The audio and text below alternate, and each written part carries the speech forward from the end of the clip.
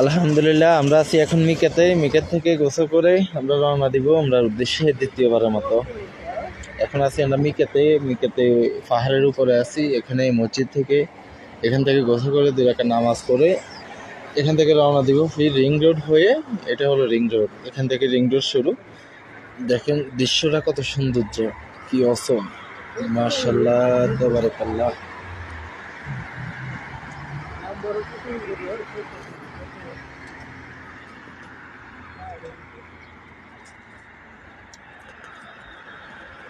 এত সুন্দর ভালো, এত দৃষ্টি নন্দত ভিডিও দিয়ে যদি ভিউ না হয়, আপনারা লাইক কমেন্ট না করেন, শেয়ার না করেন, ভালোবাসা না দেন, তাহলে ভালো লাগে?